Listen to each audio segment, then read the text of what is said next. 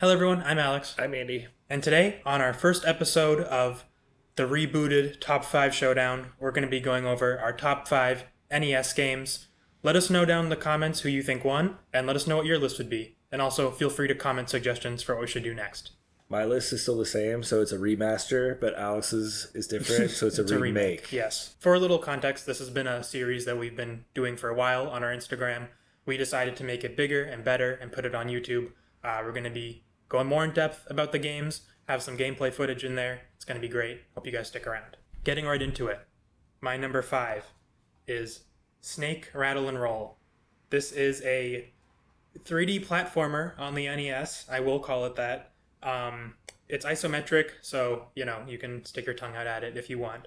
But getting past that, this is genuinely like a really cool collectathon. I don't remember if I just said this or not, but it's made by Rare, and it really shows. It's very whimsical. It is really cool what they did with the NES's colors. Like, this looks like an early SNES game. They really were pushing the NES to its limits, and it doesn't even feel like that. Like, there's no slowdown. And it genuinely is just a very cool collectathon where you're going around. You have to, eat enough pellets to get enough points to open the door at the end of the level. You can do that by, finding little gems or defeating enemies and stuff like that. And it's just genuinely a very cool little experiment by Rare. Your previous number 5 was Life Force. Yes. I just want to point that out. Life Force has been replaced by Snake, Rattle, and Roll. And I lied. I am going to change my number 5 because my number 5 was Super Mario Brothers 2, but at the time I was kind of rehashing that game pretty hardcore, and I'm going to replace it with Ninja Gaiden 2. Ninja Gaiden 2 is is a game I've owned and then sold and owned and then sold. And I finally got a copy of it that I'm probably going to keep. So yeah, it's one of my favorite games when I was a kid. I think it's a vastly superior game to the first Ninja Gaiden on NES. The cinematic, cutscenes and the music, both in game and in the cutscenes, are just incredibly classic now, and I love every minute of it. And I've weirdly gotten better at that game as time has gone by, so I can actually get pretty far, even though that game is really freaking hard. So yeah, Super Ninja Gaiden Super 2. Ninja Gaiden. Ninja Gaiden 2 for the NES. My number 4 is The Adventures of Lolo. This is a great... dropped down one. It has dropped down for good reason.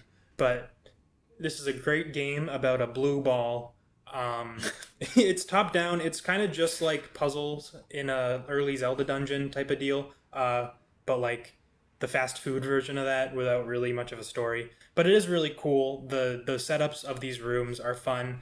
The AI honestly act in specific ways depending on the room. Like, they follow you differently, kind of like Pac-Man ghosts, which I was about to say it's cool that the technology was doing that, but then I compared it to Pac-Man, so I guess not. But yeah, it's a very cool little puzzle adventure game on the NES. My number 4 was Dragon Spirit. I'm going to replace that with Super Mario Brothers 3. I definitely think that game is one of the greatest of all time. No shock there. Not the most uncontroversial thing I'll probably ever say. But it deserves to be on this list. It's a game that I have revisited a lot frequently, and I keep kind of jumping between it and Super Mario World as my favorite Mario. Super Mario Wonder, which I think came out in between the last time we talked about this, and now really made me kind of want to go back and play both Super Mario 3 and Super Mario World. And yeah, it's one of the greatest games of all time. My number 3 is Ninja Gaiden 2. For a lot of the same reasons Andy said, except probably 90% for the opening cinematic. It's just so cool. I love that music. And then obviously Ninja Gaiden's a very cool platformer. I really do like how the power-ups work in this game. I think there's a lot of cool different ones. I like when the guy follows you. You have a shadow ninja with you. That's cool. I have not gotten very far in this game. I probably never will. But I do really like the first 3 or so levels, and they're a lot of fun. My number 3 is Mega Man 2. My favorite Mega Man game. One of the greatest 8-bit experiences I think you can have. Vast improvement from the first game. Again, similar to Ninja Gaiden. But really, all the games after this. I get a lot of people debate Mega Man 2 and Mega Man 3, but after that, everyone says the game got too easy with the Mega Buster charging and all of that. And I think, those games are still fun, but I do think there's a lot to be said about the Robot Masters in Mega Man 2, their levels. I don't know, just everything in this game, they knocked it out of the park. Even the Dr. Wily levels and the bosses in those levels, like, I don't know, it's a phenomenal game.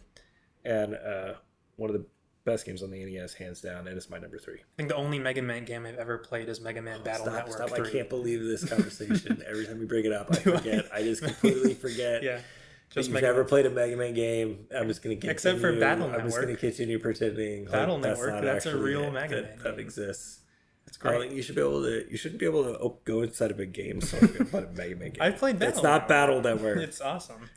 Okay, well, my number 2 is RC Pro-Am. It's finally here. It wasn't even on my list last time. I guess it's because I haven't played it yet. But this game's really cool.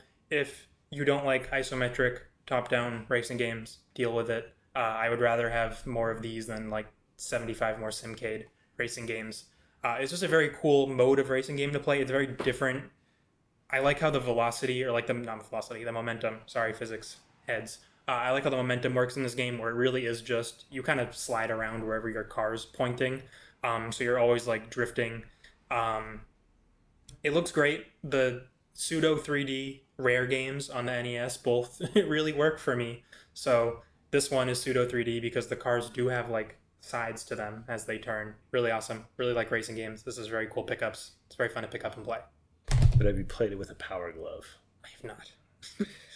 My number 2 is Legend of Zelda. I kind of didn't understand this game when I was a kid, and tried to play it. It really wasn't until Link to the Past that it finally connected with me. And for a long time, even after that, I thought the graphics were just not good enough because they weren't cool 16-bit SNES graphics. But I went back and played this game like all the way through, like maybe 4 or 5 years ago. And this is a game I still put into my console every once in a while and just play it on Virtual Console or wherever it is. Like, I don't know, there's just something really, like, once you kind of learn what you're doing in this game, it's really easy to kind of pick up, and it's just a great comfort food game. But when you really start to think about what they were doing at the time with this game when it came out, it's kind of phenomenal. I mean, again, like Super Mario Brothers 3 and Mega Man, like, people have said all of this ad nauseum, but it took me a long time to really appreciate that game, but it's still number 2 on my list. Cool. The only Zelda game I've ever played is like 10 hours of Breath of the Wild. I've never played any other one. Well, at least that's better than Mega Man Battle Network. I like Battle Network more. But sure. Yeah. You ready? Okay. Yep. My number 1 is a series I definitely have played. Kirby's Adventure. Oh, I thought it was going to be Skyrim Skyrim NES 8-bit demake. I'm sure that exists, and I'll try it, and maybe will be here next time. This game's awesome. But Kirby was not even on your top 5. This was the one I had not. I just hadn't played it. All right. I have since played it, and since it has Kirby in it, it pretty much automatically at least gets into my top 3. Here it goes at number 1. Mostly, honestly, because this game has save states, it just makes it entirely way more playable than something like Ninja Gaiden or Super Mario Bros., where I don't have to beat it all in one go. I can beat it in little sessions, like how I usually play games. So that's awesome. Kirby has copy abilities in this, unlike Kirby's Dream Land. It looks pretty good. It slows down a ton, which is fine. It's just the NES doing its thing. That's part of life. But this game does feel really good to play, besides the moments of slowdown, and even then you just kind of adjust to it. The bosses are fun, the worlds flow really well, and yeah, copy abilities being here now are a huge thing. I had Kirby's Dream Land on Game Boy, and for a long time that was the only Kirby game I played. But and I think it was the first game I ever beat. But yeah, makes sense. Kirby is awesome. My number 1 though is Castlevania 3. The Castlevania series is one that I've really kind of gotten more and more into as I've gotten older. I think it's probably one of my favorite franchises of all time, and I think Castlevania 3, even though it is really, really difficult, like what they started to do in that game, the idea, it's weird. It's kind of like it's almost like a perfect game as is, even though they were trying all of these new things, where those new ideas would go on and be in later Castlevania games that were even better. But I don't know, Castlevania 3 I think it's a phenomenal game. The fact that they crammed all of that into an 8-bit game. Was just, I don't know, it was just amazing. And the box art is awesome. The manual is awesome. Like, it's such a really, really well made game on every level. Yeah, I think the games that followed it, they all kind of went in different directions, but it's not the Castlevania game I would start with, but it's definitely like for a fine Castlevania palette. Once you've developed your finer, yeah, exactly. So yeah, Castlevania 3 is my number one.